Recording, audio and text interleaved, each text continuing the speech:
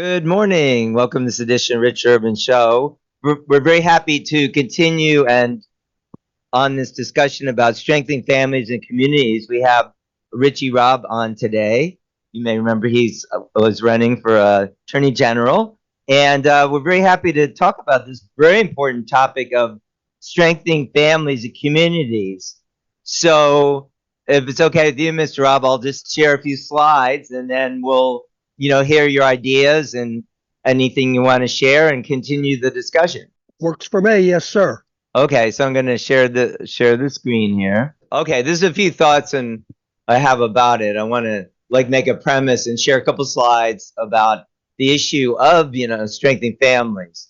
So the premise generally is to break the generational cycle of outside of wedlock birth. We need a revolution of absence-centered education. Parents should present the expectation of sexual abstinence before marriage to their children. Regardless of whether or not they abstain themselves, they should think about what's best for their children's future and speak honestly about their own situation. School and community-based programs such as urban life training can back up parents in making this revolution. In one generation, this can break the cycle of outside of wedlock births and all the related personal and societal consequences. Okay, let's see. So here in West Virginia, right now, 47%, here, may I make this one, of children are born outside of marriage. So we see this steady rise over time from like 5%, 5 to 10% up until around 1975, and then really increasing very rapidly. So now 47% of children in West Virginia are born outside of marriage. Teaching sexual abstinence before marriage is integrally related to creating a safe and healthy environment for our children. So our mission at Urban Life Training is Urban Life Training raises youth leaders to develop good character and to model and teach about the benefits of sexual abstinence in preparation for marriage and successful family formation. We provide directive abstinence-centered health education through our community network of trained parents and community leaders. Urban Life Training chapters carry out the Urban Life Training mission in their local areas. So this is a quote. This is from the Family Rooted in Absolute Sexual Ethics, which is a model for God's absoluteness, peace, and ideal, and the global kingdom. That's from Reverend Sun Myung Moon. Respected leaders from around the world, what do you think God's ultimate purpose for creating human beings is? God's purpose, rather, of creating human beings. It is to experience joy through relating with ideal families filled with true love. What does an ideal family look like? When God first created human beings, he made Adam representing all men and Eve representing all women, with the intention that they become owners of true love. Then what was the quickest way for them to cultivate a character of true love? Simply put, it was to secure a parent-child relationship with God, whereby they could live in attendance of God as their father and form a model family embodying God's ideal of peace. They were to have followed the path of living as one family with God, experiencing joy eternally. God created Adam and Eve and installed them as the first ancestors of humankind to form the model family and establish the ideal of peace. He committed himself completely to raising them as his son and daughter, who were to be encapsulations of the entire cosmos, mediators between the spiritual and physical worlds, and lords of creation, and who would be joined with him through true love, true life, and true lineage. Ladies and gentlemen, it was necessary for Adam and Eve to establish a model ideal family of peace. God, the absolute being, created human beings as his children in order to instill in them absolute values on the basis of absolute standard. Thus, human beings must follow the way of that absolute standard in keeping with the demands of the heavenly path. This means we must follow our destined life course in order to attend God, the absolute being, as our parent. In other words, for people to perfect themselves in resemblance of God and obtain the stature of people of character, who can be called sons and daughters of the absolute being, they must follow the path based on the absolute standard God has determined. The essence of this path is the standard of absolute sexual purity. The first stage is maintain absolute sexual purity prior to getting married. After we are born, we go through a process of growth. We pass through infancy and childhood in a very safe and secure environment, embraced in our parents' love and protection. We then enter a time of adolescence, which signals the start of a new and dynamic life as we forge relationships on a totally new level with those around us, as well as with all things of creation. This is the moment when we begin to travel the path to become an absolute human being, internally through the perfection of our character and externally by reaching adulthood. Yet at this time, there is an absolute requirement that people must fulfill, no matter who they are. That is a requirement maintaining their purity, which is a model of absolute sexual morality for human beings. God gave it to his children as their destined responsibility and duty to be carried out in order to fulfill the ideal of creation. This heavenly path is thus the way toward perfecting the model of absoluteness in conjugal love. So this is what I call the success formula. To avoid poverty, graduate from high school, get a full-time job, wait until 21 and married before having children. So if you follow these items, these points, then there's a 2% chance that you'll live in poverty. But if you don't follow any of these, there's a 74% chance that in the future you'll live in poverty. So that's very striking. And it's a simple formula, but one that I think we should really emphasize. And especially lacking is the third one. Wait until 21 and marry before having children. We're not emphasizing that. When I say we, I mean overall. So I see a two-tiered solution to this family breakdown problem.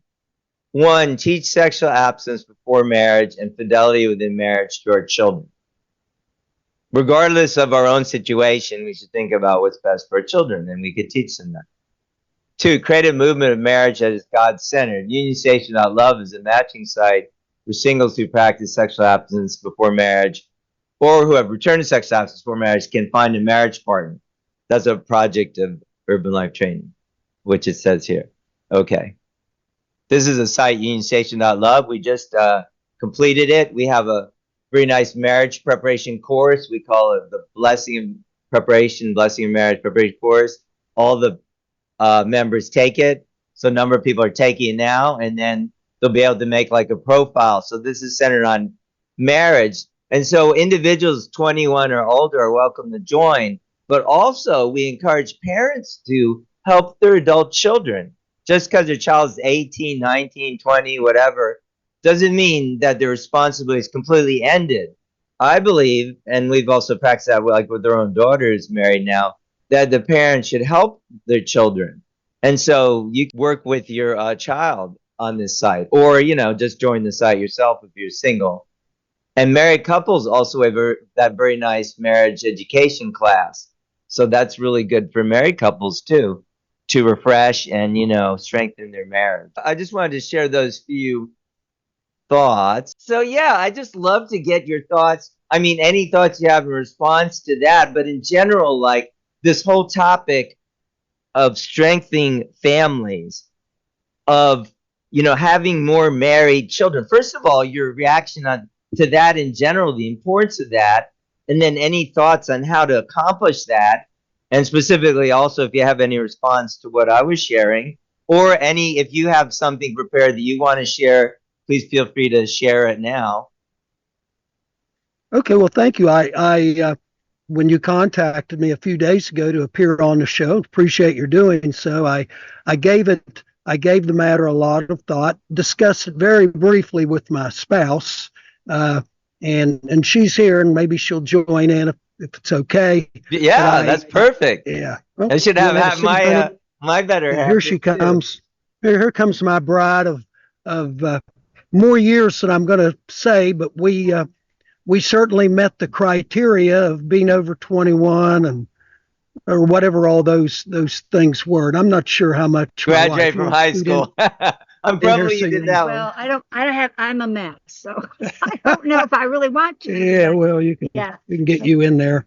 Well, but anyhow, I think it is certainly um, it is certainly an ideal situation, and one that is was historically accurate. Your statistics show basically every other child now being born in West Virginia is born to parents who aren't married, and so if you're tackling every other birth, uh, the urban initiative uh, has a formidable challenge ahead. Uh, I think that I think that the positives are good, and every uh, I would think that in general is a good step. Perhaps not always. We have such things as divorce, spousal abuse. The list goes on. Uh, I uh, I'm not sure how to do more except to say that reality, for better or for worse, is a challenge that you're facing, and it appears from your statistics that the challenge overall may be for worse, but there's a certain realism that we have to recognize that every other person right now coming into this world is not born to a is not being Yeah. born to a married couple. But But I do can have I one say one comment thing? about that. Absolutely. Well, go ahead. Yeah, Mrs. Okay. Robb. One thing I wanted to say is that there are things I wish we could do for childcare, because I know of people.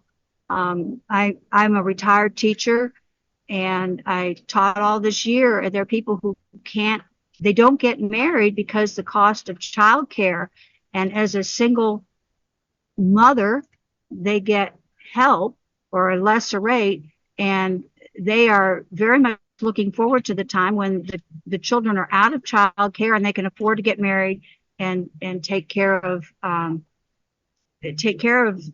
be more like what the old time families, I would say, used to be.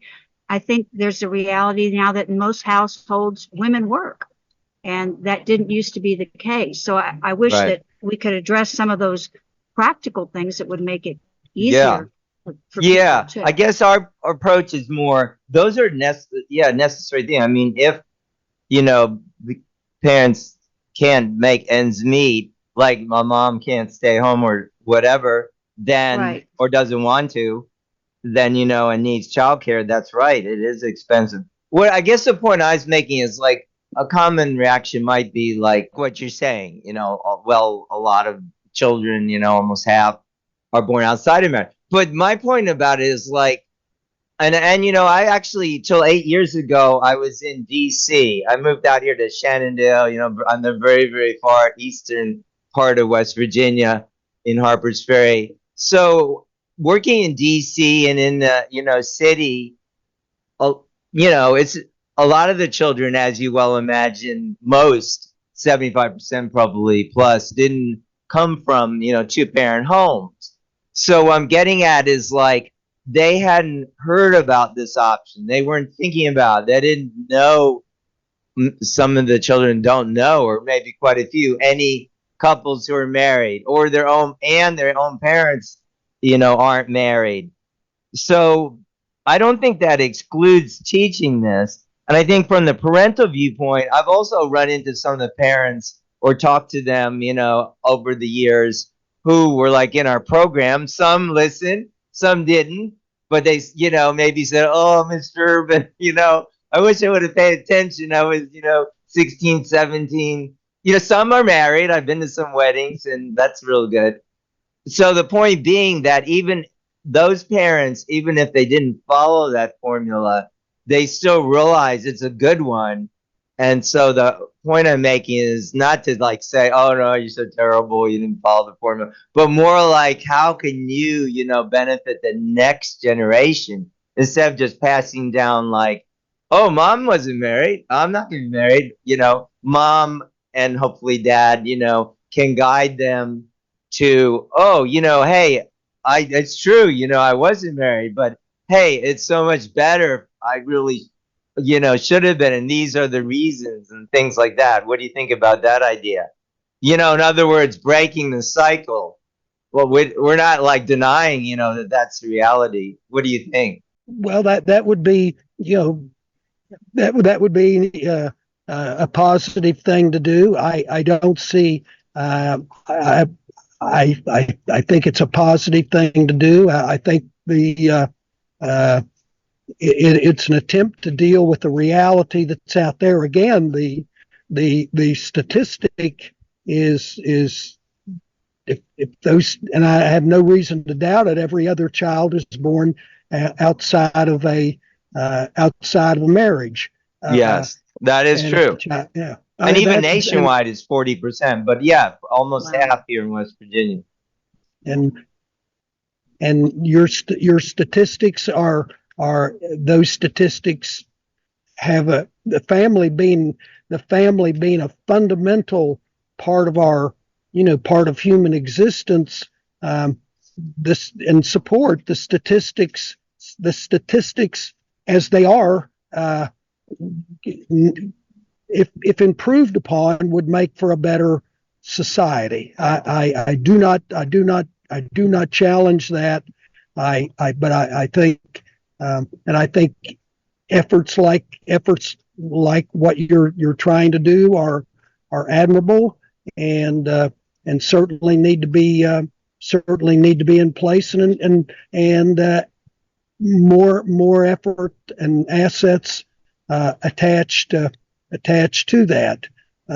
But it's a as you probably know, it's a long road ahead. Yeah. Yeah. Well, I think one aspect of it is, and we do have a lot of experience with this, is so we have like a chapter model. People can teach these materials, and we have all the materials on our website. People can join for a small fee and use those materials in their family or at a local, if they so desire, could form a chapter and bring it to local schools.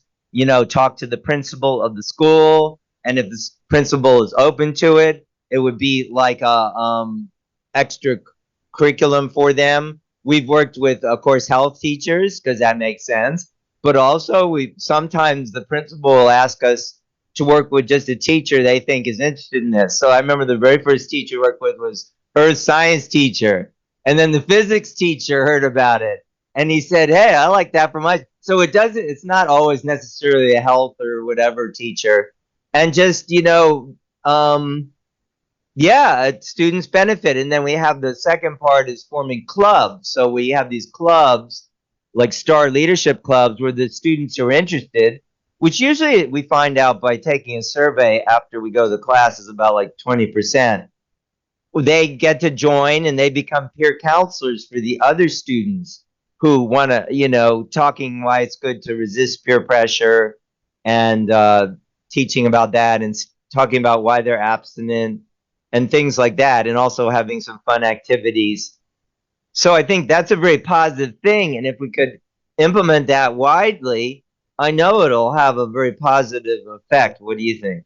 The schools have a lot of schools right now have a lot to do because of this situation with all the children in the school.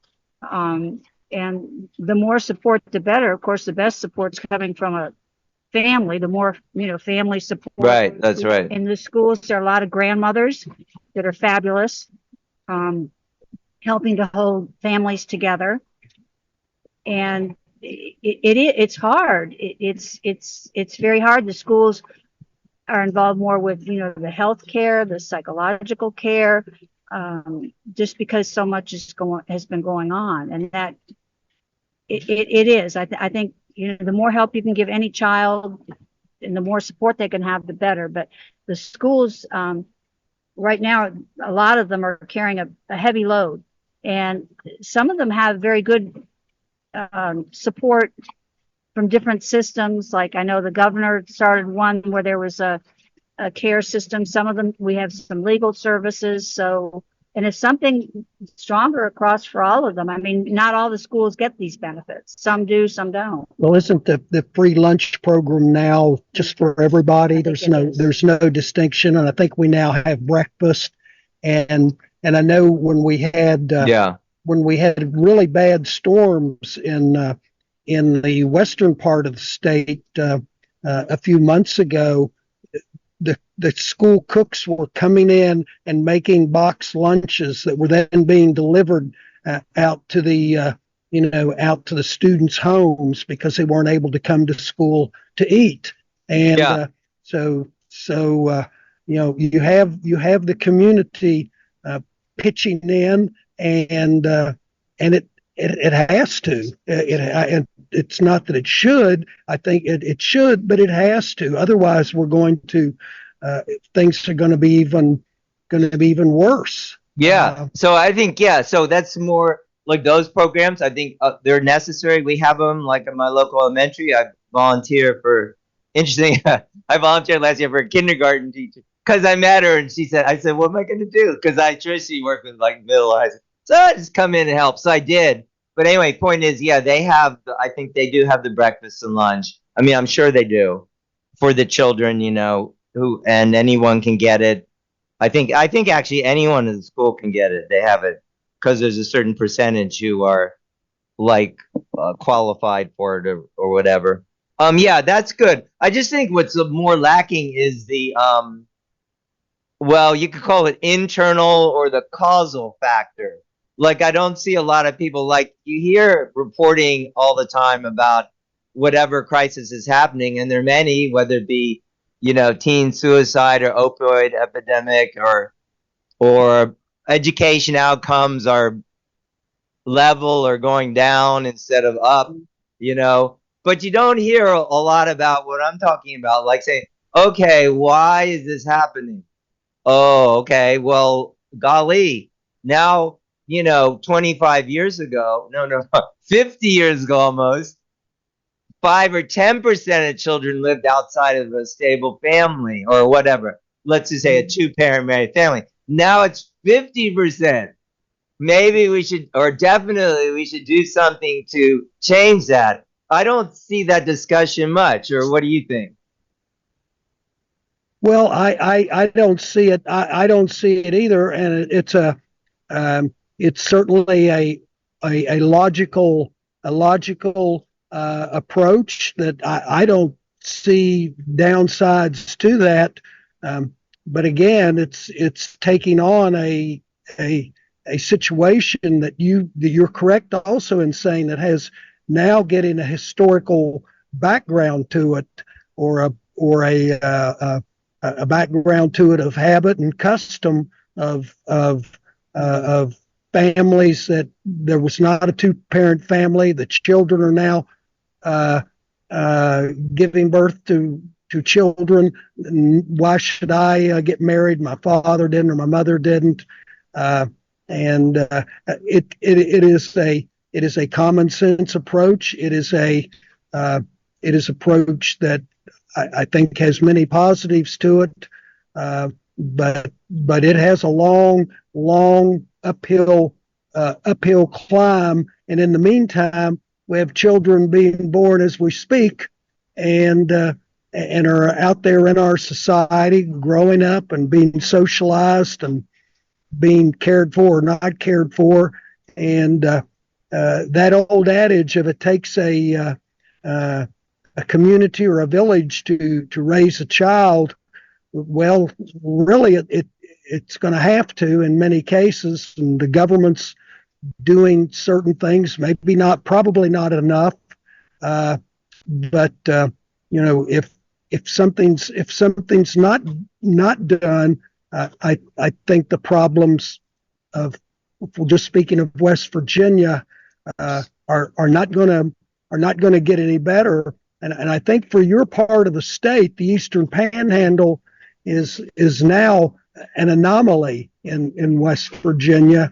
You know, there's far more prosperity there, far more growth there, probably far more two-parent families there than many other parts of the state. You know, my experience and my wife's, who was with me, is that the problems in the rest of West Virginia beyond your three counties are significantly greater. I would venture to say that if you clipped off your three counties and did those same statistics, it would probably go up much higher than every other child being born with outside of a two-parent family.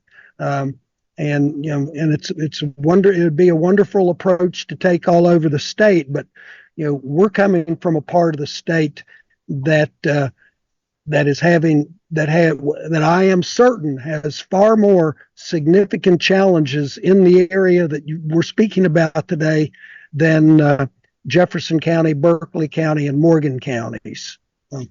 Right. Yeah, I would think so. Well, I know definitely these counties have more like prosperity income wise.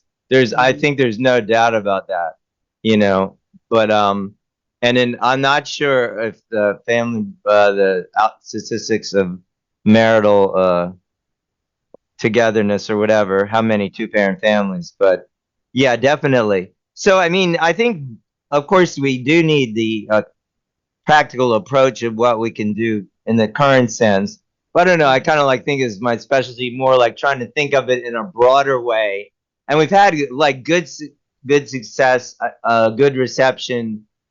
You know, working in like areas, like I said, in the city where great majority of families, at least probably 75% plus, are not two-parent families, and reception has been good. So from the children's and parents' point of view, almost virtually 100% of the parents I've talked to, they love our program. You know, they want their kids to hear about that. So that's a positive thing, you know. That's great. Yeah, it's a wonderful program. I would like to add to that about the Eastern Panhandle where you are versus the rest of the state. There was recently news media stories about a middle school in Berkeley County and how it had not met standards for the State Department of Education. Oh, I remember that. Go ahead. Yeah, and I remember, yeah, and both my wife and I thought that's typical of, yet that school is being singled out, yet that's typical of many, which is a very, very tough age for kids, middle school.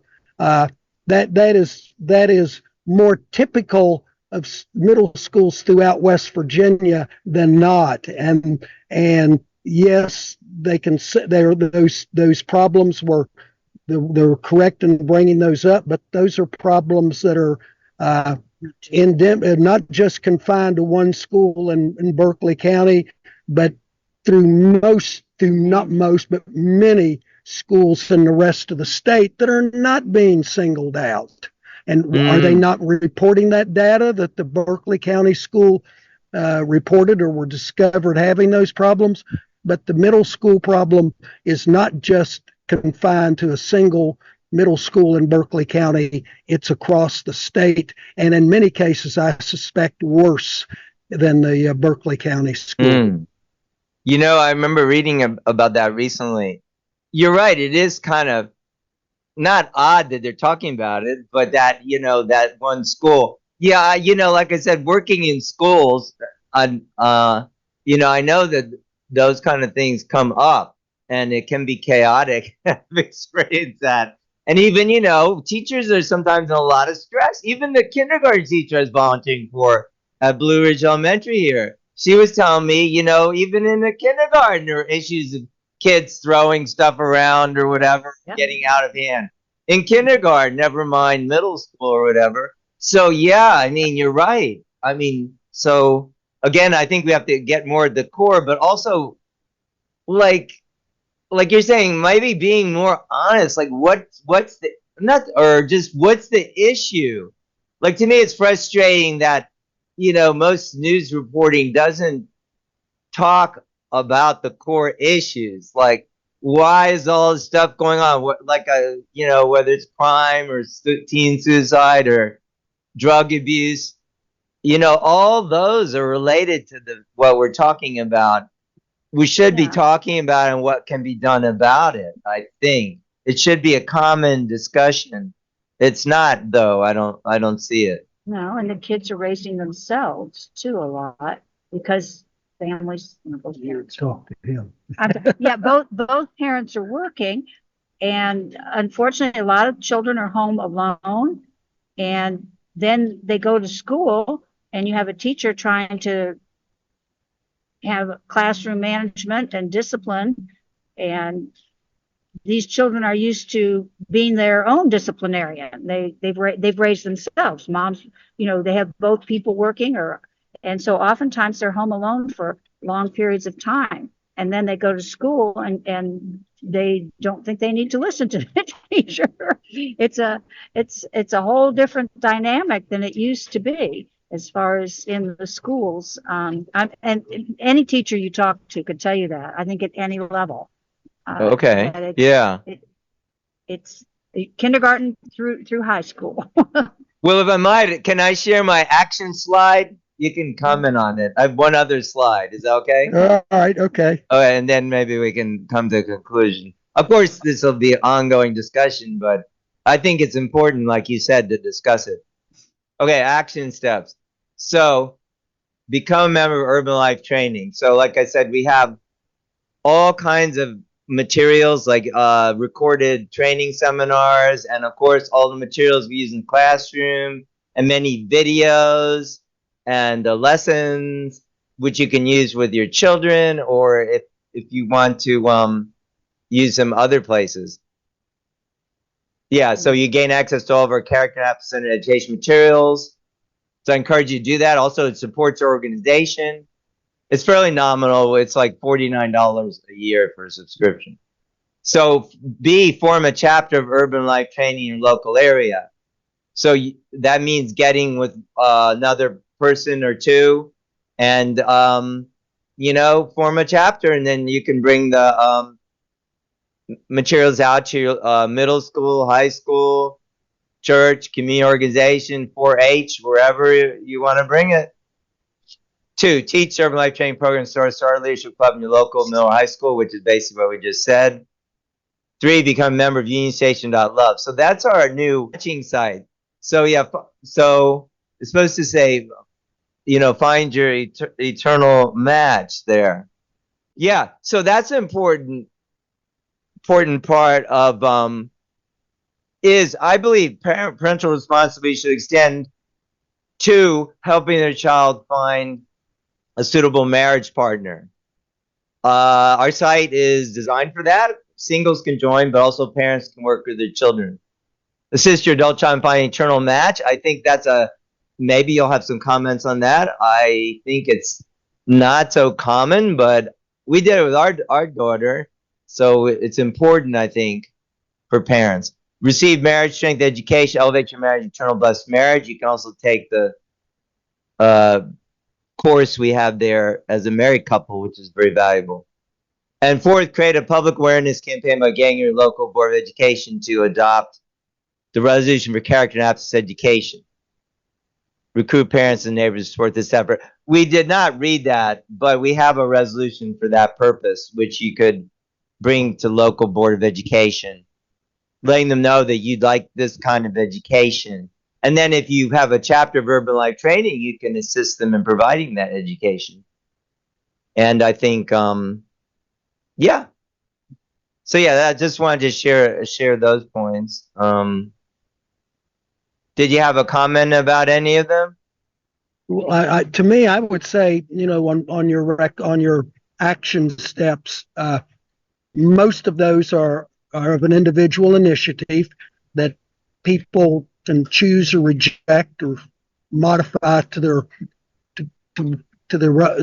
own desires. But I do think the a commonality in all of that is the education of the children, and I think they're a a community approval and support of basic concepts needs to be done. And some of those concepts are yes, respect for character, getting an education. I'm married to an educator. I have a son who's an educator. I am stunned by the stories they tell me daily in education compared to my own experience many years ago. But here's one a practical, you talk about practical steps. I see it as a practical step, and that is cell phones. I am universally told that cell phones are distract the kids. Yet, and I can see that. I see it myself just in my daily activities. And I ask myself, well, then why don't they simply take the cell phone away? Why does the student have to take the cell phone into the classroom? And it distracts them. It inhibits education. They're there for education. It causes disruptions in the classroom. They're there not to have disruptions in the classroom. To me, that's a simple start that the government and community can begin with. Just have them give up their cell phone when they come into the classroom, put it in a little packet. When they walk through the door, they can retrieve it out. Better yet, not take it to the school at all. Parents will say, well, we can't get in touch with our kids. Well, my mom couldn't get in touch with me when I was in school. She'd call the principal's office. That's right. Or the like people didn't That's operate a very simple before. Step. You're right. Like people before 2000 or whatever, 2010, I guess, when cell phones became more popular, smartphones, they didn't exist for hundreds and thousands of years, whatever. Yeah, it's interesting. I was interviewing one of the Board of Education candidates locally here in Jefferson County. He had moved here from Berkeley County and was a teacher there. And he said they had that policy at their school and that they didn't enforce it because, well, this is what he told me, whatever, because two parents objected. Now, I don't know if it was one or two or several. I don't know. But, some parents might have bad behavior themselves. But I don't know. It seems like most parents would accept it. Whatever you do, not everybody's going to accept it, period. Not everybody's going to like it, but to me, that would be a practical first step. So if I'm running for governor someday, Richard, that's what I'll say. We're taking no cell phones in the classrooms. I support that one. I do. Four against Robb. That's it. No, you're right. No, that is a good step. I mean, it's pretty crazy. It is distracting. I mean, even that was an issue in our clubs and stuff. I told the kids to put away different devices. Some of them we did before there was really popular the smartphone. But even then, even if the kids didn't have a smartphone, they had an iPod or something. I don't know. Not during the club. You can't use that. But absolutely, I agree with you. I don't think they should even be on the school property except by teachers and administrators and they come home, that's theirs. But on the school bus, in the school, on the school grounds, that's it. Like I say, vote for me or against me on that. That's what we watched a Republican gubernatorial primary a few weeks ago with the most inane political ads ever seen in West Virginia. That would I think gotten people's attention. No cell phones in school. Yeah, there you go. So that's my campaign.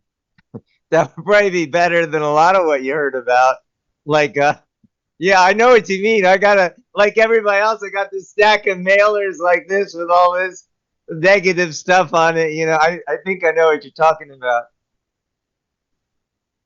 Yeah. Okay. Well, I guess we're coming close to conclusion. Of course, this is an ongoing discussion. I think we should continue it. I mean, whoever is listening, I think the practice, whatever practice you can take from it, I do encourage you to join Urban Life Training, get with, take advantage of the materials, and contact us. What do you think about this approach? We'll have it on our site. You can comment, and by podcast, you can share with your friends, and let's really make this a more common discussion, and let's bring it into practice. I think these points we're talking about. I'm not sure I heard you on that last part. I was saying, just let's make it a more common thing to discussing the importance of two-parent married families, and to do whatever we can to bring that make it a reality. It would be great. I think it's an admirable endeavor. It's a one-on-one, very individual endeavor, and I think it's worthy of promotion. All right. Well, thank you very much. Let's continue this discussion, and and if you feel like yourself, whatever, to support Urban Life Training and join and check our materials, you can do that at urbanlifetraining.org, of course. And you can always reach me. Thank you, Mr. Robb and Mrs. Robb, for coming on today. So appreciate your time. All right. Thank you. You have a good one. Okay, you too. All right. Take care. Bye-bye.